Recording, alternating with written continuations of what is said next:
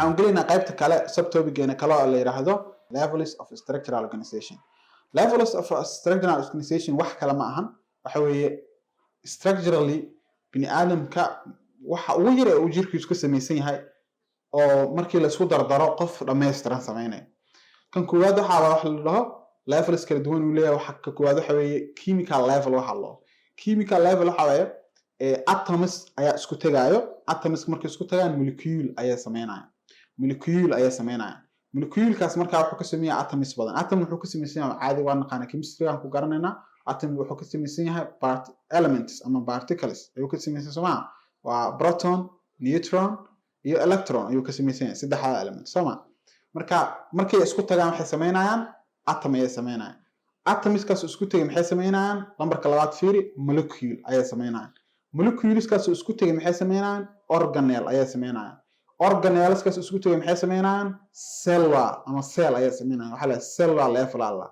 Okay, waa cells badan oo isku tagay. Okay, cells-ka waa molecules badan oo isku imaaday. organelles badan oo isku imaaday ayaa cell ka sameeya.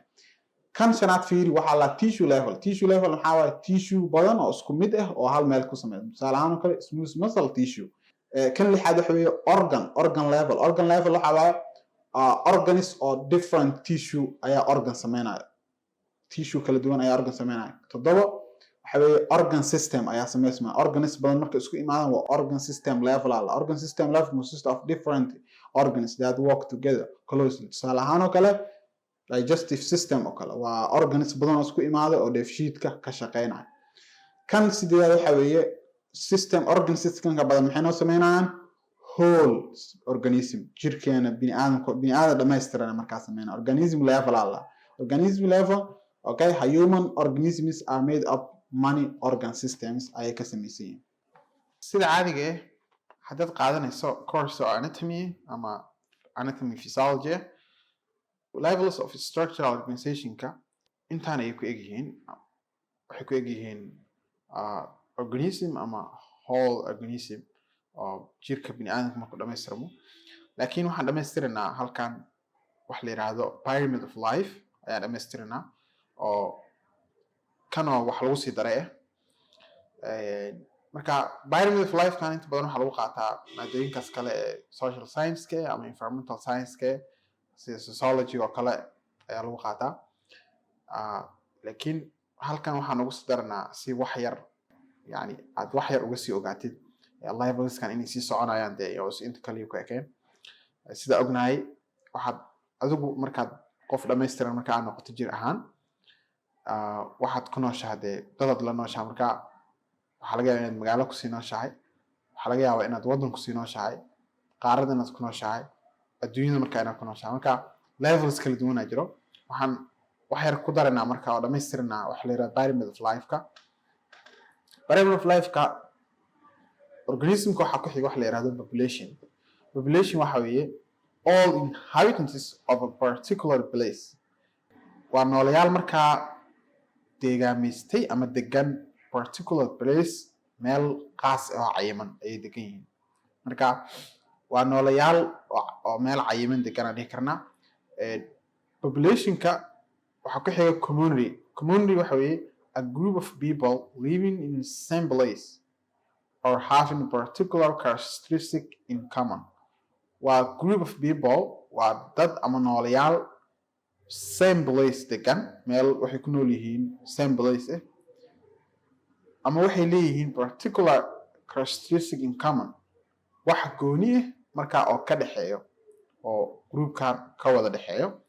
meesha marka farqiga u dhexeeya population iyo community wax weeye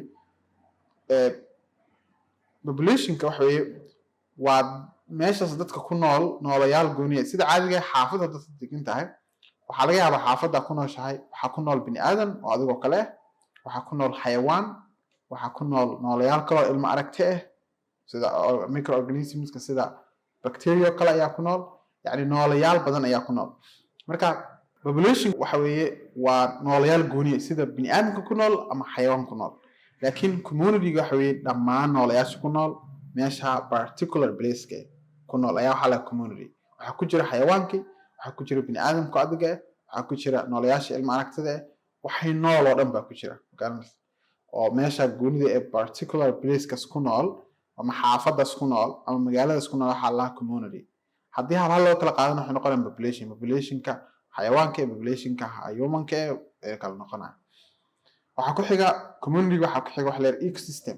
An ecosystem is a community of living organisms. waa community or living organisms ka hadlaynaa in conjunction with non-living components. marka iyo non-living componentska ama nooleyaasha oo la isku daray oo marka interaction la sameynayo their environment ay ku nool yihiin ayaa waxaa la interacting as a system. waxay isdhex galayaan as a system, marka waxaa la ecosystem. marka labadii hore waxaa kasoo hadlaynay waxa nool oo living organisms oo meel gooni ku nool. ecosystem waxa weeye waxa nool iyo waxa noolay interaction ka sameynaa. tusaale ahaan kale guryaha aynu ku noolnahay iyo wixii lamid ah ma garanaysaa oo nooleyaasha interaction ka ala sameynaa dhammaan waxaas dhan waxa la isku dhacaa ecosystem ayaa la. biome ayaa ka xigo ecosystem-ka. waa maxay biome? biome is distant geographical unit consisting of biological community that has formed in response to shared regional climate. So climate-ka ama waxaan ka hadlaynaa cimilada markaas ay nooluhu kala duwan ku noolaan karo. waxa marka tusaalaha meeshan ku fahmi kartaa. tusaalaha weeye malaayga kale wuxuu ku nool yahay badda dhexdiisa, soo kuma noolaan karo landiga ama kuma noolaan karo soilka ciidda carrada caadiga kuma noolaan karo. anaga sidoo kale badda dhexdeeda inta kalena kuma noolaan karno, laakiin maxaan wadanaha maxaa naga dhexeeyo noolaan wadana soo ma. marka biome ayuu malaayga ku nool yahay gooni anaguna biome gooni ayaan ku noolnahay.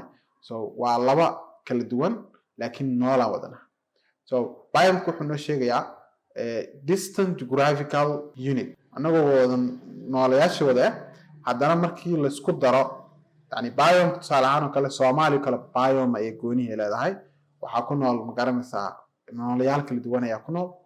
so that is waxa biome laga wado. waxa ku xigo biosphere-ka. biosphere waxa weeye life supporting stratum of earth's surface. so inta ciidda ka koraysa ama dhulka ka sareysa oo life supporting oo lagu noolaan karo noolo ku noolaan karo extending from a few kilometers into this atmosphere laga soo bilaabo kilometers aan hawada u kacno ama atmosphere-ka hawada kore nooleyaal ayaa ku nool macnaheeda to the deep sea vents of the ocean ilaa iyo ciidda hoose ee markaa badda. because of badda ciiddeeda hoose nooleyaal ayaa ku nool laakiin kasii hoos laguma noolo.